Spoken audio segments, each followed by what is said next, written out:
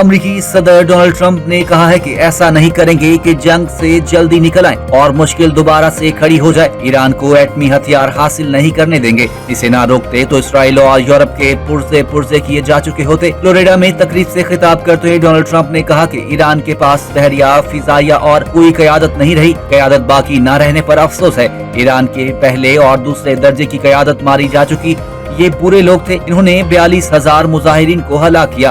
अमरीकी सदर ने कहा, अब नए हुर्मुज़ में तेल से भरे 400 बहरी जहाज खड़े हैं। ये जहाज वहाँ से निकल आए तो ईंधन की कीमतें बहुत कम हो जाएंगी। इन्होंने नई ईरानी तजावीज़ पर भी इज़हारे अदम एतमिनान किया। जंग बंदी से मुतल्लिक ईरान की नई तजवीज़ से मुतमईन नहीं हूँ। ईरान हमसे डील करना चाहता है, लेकिन ईरान की क़यादत में कोई कुछ कहता है और कोई कुछ। अमरीकी सदर ने कहा कि ईरान के पास एटमी हथियार होते तो दुनिया को आज ज्यादा खतरा होता। ईरान की नेवी, फिजाइया सब कुछ तबाह हो चुका है। नहीं चाहता ईरान के पास एटमी हथियार हो। अमरीकी सदर की एक बार फिर पाकिस्तानी क़यादत की तारीफ। कहा, मैं पाकिस्तान की बहुत इज्जत करता हूँ। वज़ीर आज़म पाकिस्तान और फील्ड मार्शल सैयद आसिम मुनीर बेहतरीन शख्सियात हैं। अमेरिकी सदर डोनाल्ड ट्रंप ने यूरोप से अमेरिका दरामद की जाने वाली कारों और ट्रकों पर टैरिफ बढ़ाकर 25% करने का ऐलान कर दिया। अमेरिकी सदर ने अपने social media platform truth social पर बयान जारी करते हुए कहा कि यूरोपीय यूनियन हमारे तयशुदा तजारती मुआहदे की पाबंदी नहीं कर रही। आइंदा हफ्ते यूरोपीय यूनियन की कारों और ट्रकों पर महसूलात में इजाफा कर रहा हूँ। यूरोपीय यूनियन अगर अमेरिका में कारें और ट्रक को तैयार करेंगे तो कोई महसूल नहीं होगा। ट्रंप ने कहा कि अमेरिका में इस वक्त कई ऑटोमोबाइल और ट्रक के कारखाने ज़ेरे तामीर हैं। इन कारखानों में $100 अरब से जायद की सरमायाकारी एक रिकॉर्ड है। ये कारखाने अमेरिकी कारकुनों पर मुश्तमिल होंगे। आज अमेरिका में जो कुछ हो रहा है, इसकी मिसाल पहले कभी नहीं मिलती।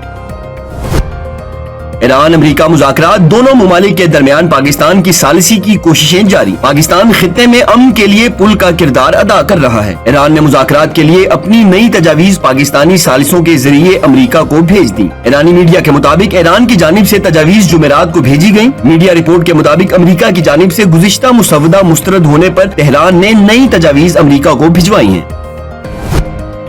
ईरान अमेरिका के साथ सिफारतकारी के लिए तैयार है। ईरान की सिफारती कोशिशों में तेजी आ गई। वज़ीर ख़ारजा अब्बास इराक़ची ने एक ही रोज में 6 ममालिक से राब्ता किया। कतर, तुर्किया, सऊदी अरब, मिस्र, इराक और आज़रबाईजान के वज़ीर ख़ारजा से टेलीफोनिक गुफ्तगू। अब्बास इराक़ची ने ईरान के नए अमन मंसूबे से आगाह किया। इन्होंने कहा, तेहरान पायदार जंग बंदी और अब नए हुर्मुज़ की बहाली के लिए संजीदा है। कशीदगी में कमी के लिए अमरीकी मुतालिबात में लचक जरूरी है। अपने बयान में कहा कि वाशिंगटन को अपनी धमकी अमेज जुबान और तोसी पसंदाना पॉलिसी तर्क करना होगी। ईरानी वज़ीर ख़ारजा ने कहा, नेतन्याहू का खेल अमेरिका को $100 अरब का नुकसान पहुंचा चुका। बोले, पेंटागन झूठ बोल रहा है। ईरान जंग की लागत बताई गई रकम से 4 गुना ज्यादा है। इसराइल फर्स्ट का हमेशा मतलब अमेरिका लास्ट ही होता है।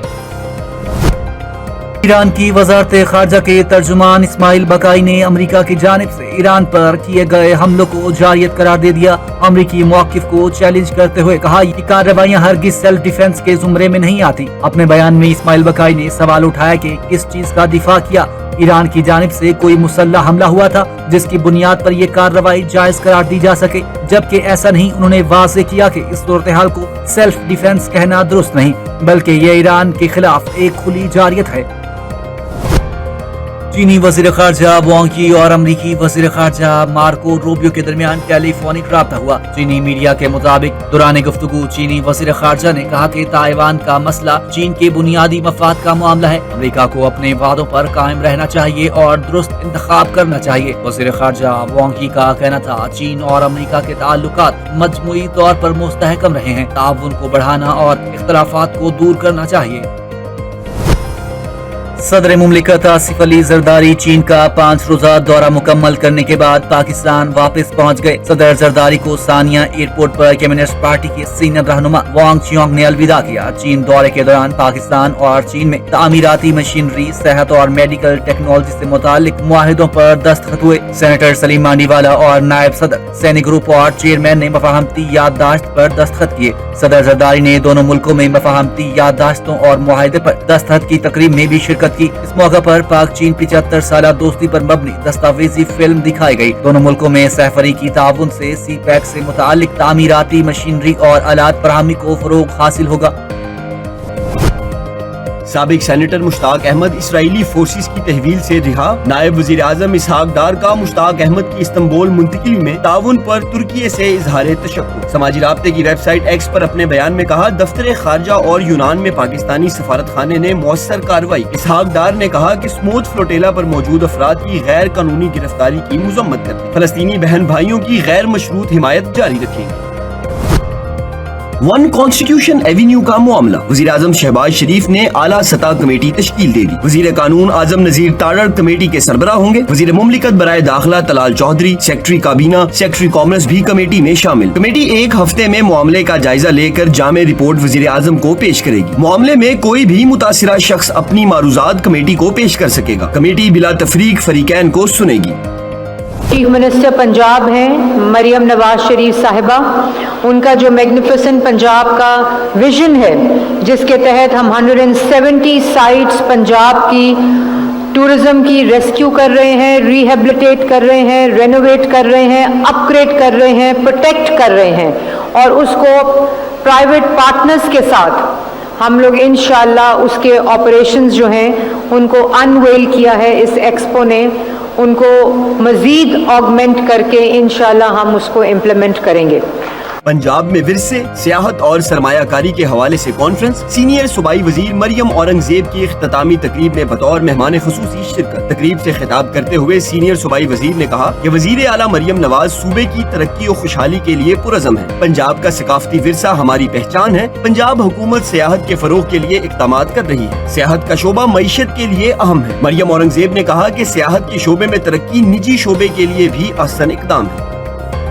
اسی طرح مغل عہد ختم ہو گیا، لیکن شالامار باغ، بادشاہی مسجد، جامع مسجد دہلی، تاج محل اور اس طرح کی بے شمار ان کی نشانیاں آج بھی تاریخ میں اس دور کی علامت کے طور پہ زندہ ہیں۔ اسی طرح مصر کے اہرام اس دور کی فن تعمیر کی علامت کے طور پہ کئی ہزار سال گزرنے کے باوجود زندہ اور جاوداں ہیں۔ تو آرکیٹیکچر بھی کسی قوم اور ملک اور تہذیب کے لیے ایک لافانی شناخت کا ذریعہ ہوتا ہے کہ وہ شناخت کے جو صدیوں نہیں بلکہ ہزاروں سال تک تاریخ میں اس کے نام کو زندہ رکھنے کا ذریعہ بنتی ہے۔ پاکستان کو موسمیاتی تبدیلیوں کے اثرات کا سامنا ہے۔ کم لاگت والی کالونیوں کے ذریعے عام شہری کو چھت فراہم کی جا سکتی ہے۔ وفاقی وزیر منصوبہ بندی احسن اقبال کا اسلام آباد میں تقریب سے خطاب، کہا قومیں اپنے فن تعمیر کی وجہ سے جانی جاتی ہیں۔ فن تعمیر کے بغیر ترقی ممکن ہی نہیں۔ اس شعبے میں عوام کی سہولت کو مد نظر رکھا جاتا ہے۔ دنیا کے کئی شہروں کی پہچان وہاں کی بہترین انداز میں بنائی گئی عمارتیں ہیں۔